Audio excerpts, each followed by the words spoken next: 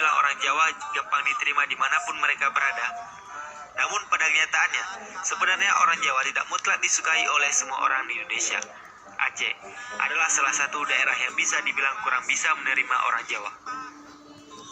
Ternyata hal tersebut ada penyebabnya. Ya, dulu orang Aceh nyatanya sangat menyayangi Indonesia, Jawa khususnya. Namun ada beberapa kejadian di masa lalu yang mengubah ini. Lalu apa yang membuat orang Aceh tidak menyukai orang Jawa? Berikut ulasannya.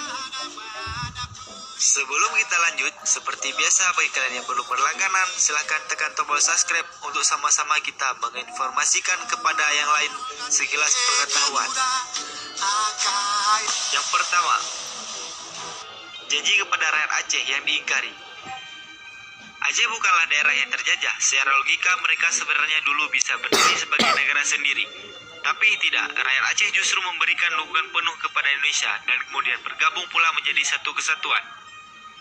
Selain tekad persatuan, latar belakang kenapa Aceh setuju untuk mendukung Indonesia adalah janji Presiden pertama kepada para tokoh penting Aceh di masa lalu. Kunjungan Soekarno di Aceh, Presiden mempersilahkan kepada Aceh untuk mengatur daerah mereka sendiri dengan sistem hukum memakai syariat Islam. Asal rakyat Aceh yang dikenal garang ketika berperang itu mau membantu perjuangan kemerdekaan. Percakapan antara Presiden pertama dan para tokoh Aceh ketika itu sangatlah dramatis. Sayangnya, ketika Indonesia benar-benar merdeka, janji tersebut seolah-olah tidak pernah diberikan.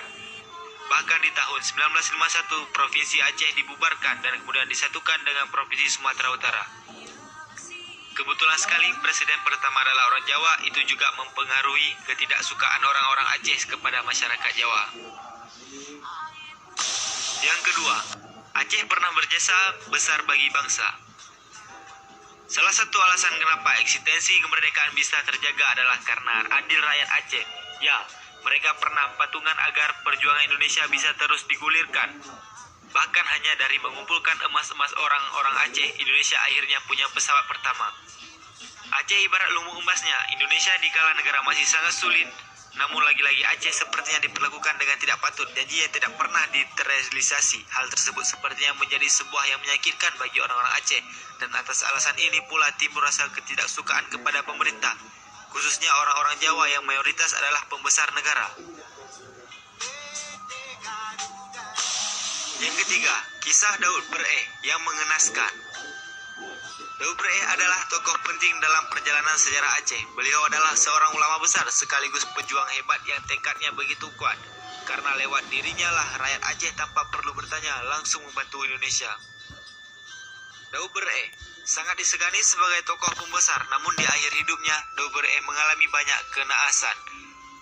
Pertama adalah dilumpuhkannya. Ia ketika berupaya mendirikan negara Islam Indonesia sebagai bentuk protes terhadap janji Presiden pertama yang tidak terrealisasi. Bagai seperti tidak ingat masa lalu, Daud Bereh diperlakukan seperti orang biasa dan tidak punya adil apa-apa.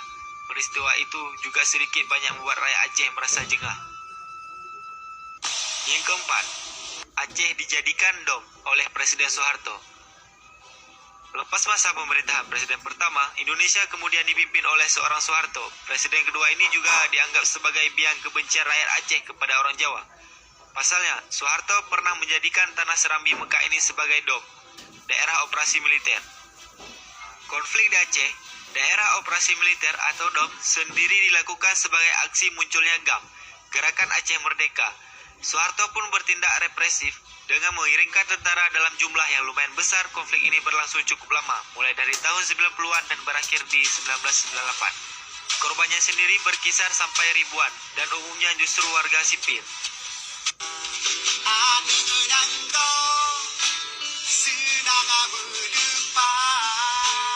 Yang kelima, Belanda dan orang Jawa menyerang Aceh. Indonesia boleh terjajah, tapi tidak dengan Aceh. Provinsi satu ini bisa dibilang sebagai satu-satunya daerah di Nusantara yang tak pernah mengalami invasi, baik oleh Belanda atau Jepang. Meskipun demikian, bukan berarti tidak ada upaya penjajahan di tanah Aceh. Hal ini pernah dilakukan Belanda di sekitar tahun 1873 sampai 1904. Pertempuran Aceh dan KNIL. Pada perang ini Aceh mungkin menyerah, namun Belanda sama sekali tidak berkuasa atas tanahnya. Perlawanan terhadap invasi Belanda terus dilakukan hingga negara ini hengkang ditendang Jepang pada sekitar tahun 1942. Lalu alasan kenapa orang-orang Aceh benci Jawa?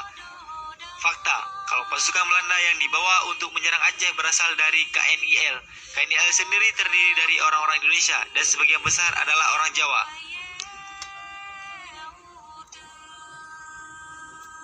Itulah alasan orang Aceh yang mungkin terjadi karena tidak menyukai orang Jawa.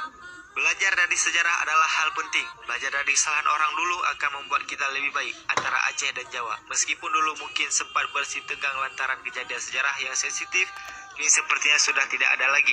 Mudah-mudahan kejadian masa lalu seperti ini tidak terjadi lagi agar bangsa Indonesia bisa benar-benar menjadi satu negara yang solid.